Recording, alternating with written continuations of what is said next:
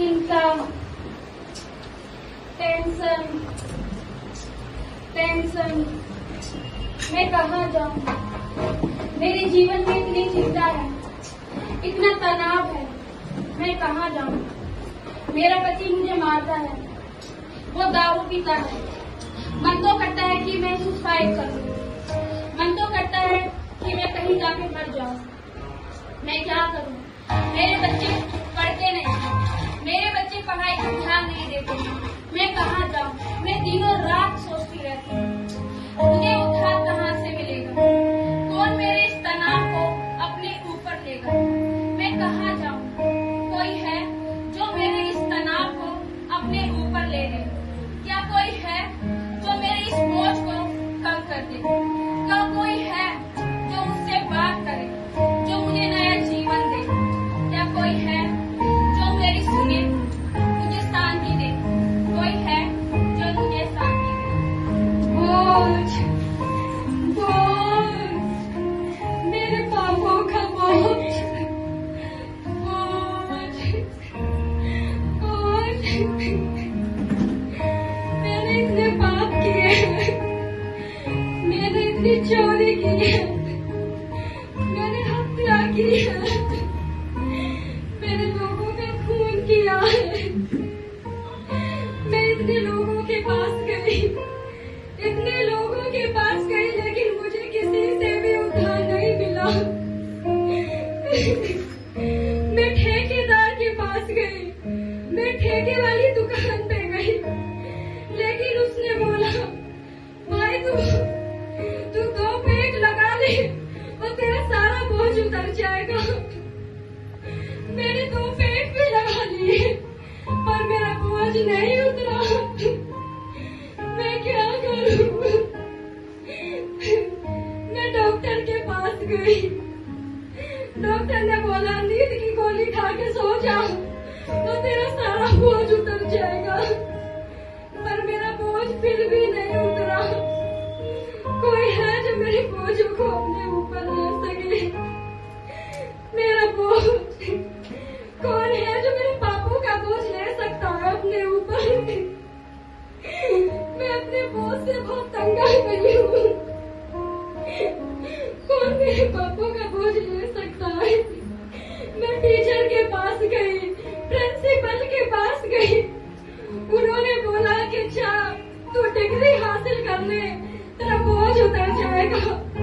मैंने इतने पुरस्कार जीत लिए, इतनी डिग्री हासिल कर दी, लेकिन मेरा बोझ नहीं गया, मेरा बोझ नहीं गया। मैं क्या करूं। कोई मेरे बोझ को लेने वाला नहीं है, कोई मेरे बोझ को लेने वाला नहीं है। मैं अपने दोस्त के पास गई, उसने बोला जा तू इंस्टा पे वीडियो बना, सेल्फी ले, तेरा बोझ उतर जाएगा। मैंने इंस्टा पे वीडियो बनाई, सेल्फी ले, पर मेरा दिमाग का बोझ बढ़ गया, लेकिन मेरा बोझ नहीं उतरा। मेरा बोझ, कौन मेरा बोझ लेगा।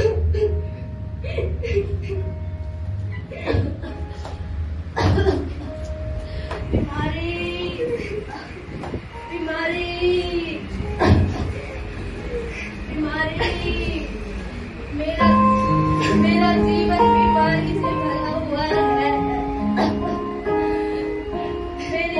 मेरा जीवन बीमारियों से घिरा हुआ है। मैंने लोगों से पूछा कि मैं कहाँ नहीं गई, पर लोगों ने कहा कि इस डॉक्टर के पास चला जा, तू ठीक हो जाएगा, तू जिंदा हो जाएगा। मैं गई पर डॉक्टरों ने बोल दिया तुम ज्यादा दिन की मेहमान नहीं हो। मैं जीना चाहती हूँ, कहाँ नहीं गई, पर लोगों ने कहा कि इस डॉक्टर के पास चला जा, तू ठीक हो जाएगा, तू जिंदा हो जाएगा।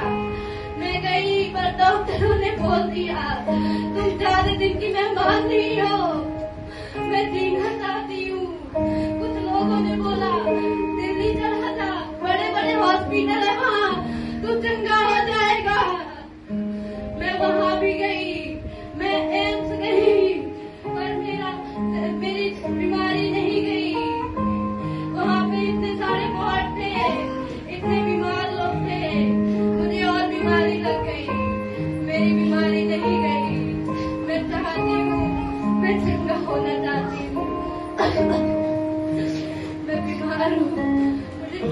कहीं पे मैं जीना चाहती हूँ। मैं दुनिया के हर एक कोने में गई, इतने डॉक्टरों के पास गई, पर सबने जवाब दे दिया कि तुम ज्यादा दिन की मेहमान नहीं हो। मैं जीना चाहती हूँ। कोई तो होगा जो मुझे चंगा कर सकता है, कोई तो होगा जो मुझे जीवन दे सकता है। मैं तंगा चुकी हूँ इस बीमारी भरे जीवन से। कोई तो होगा जो मुझे छुटकारा दे सके इन बीमारियों से। कोई तो होगा। मैं जीना चाहती हूँ, मैं जीना चाहती हूँ।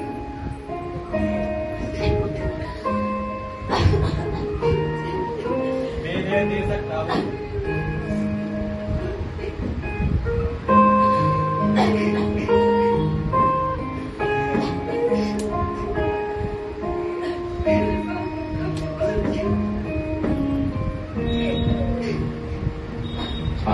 I set free from your sinners.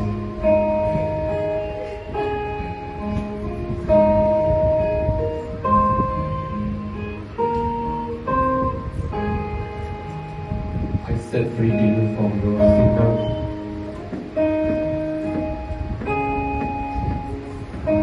I set free from your depression.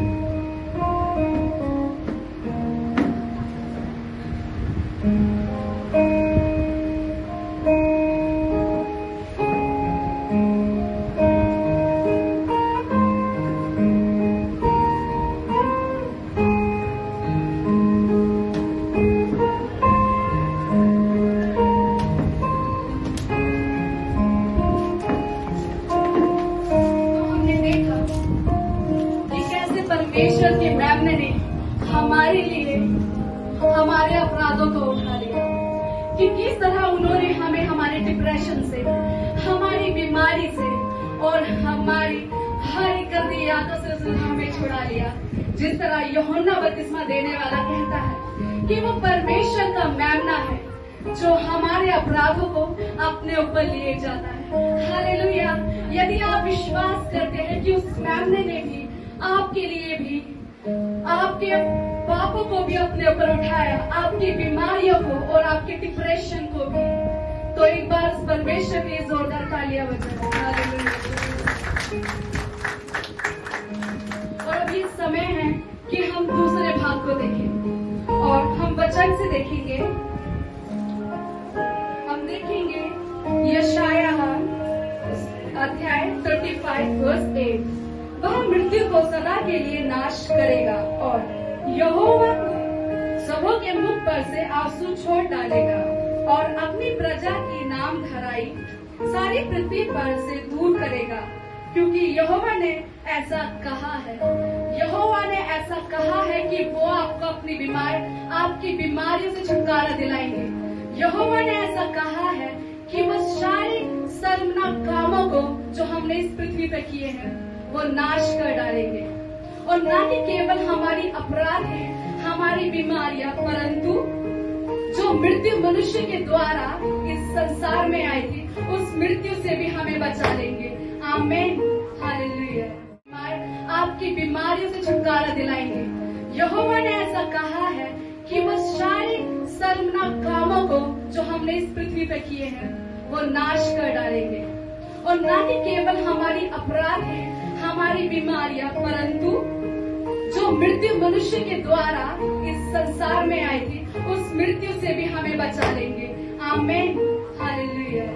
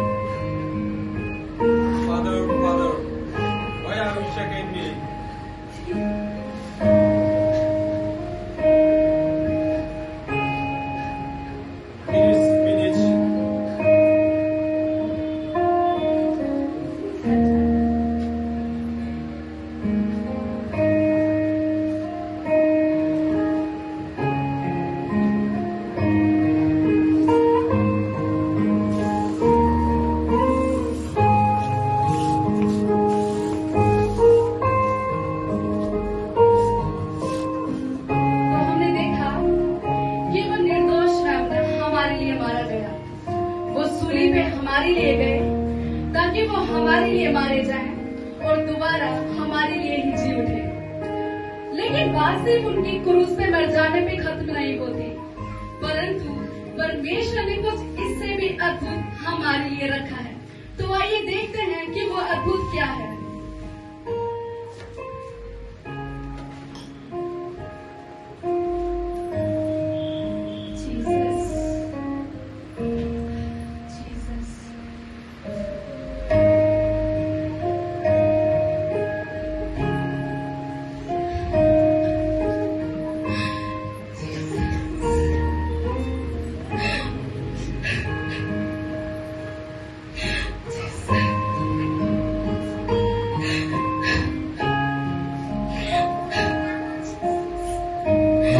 What are you crying?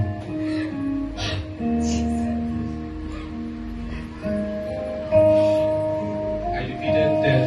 Now I am resurrected. You go and tell your friends in Sagar.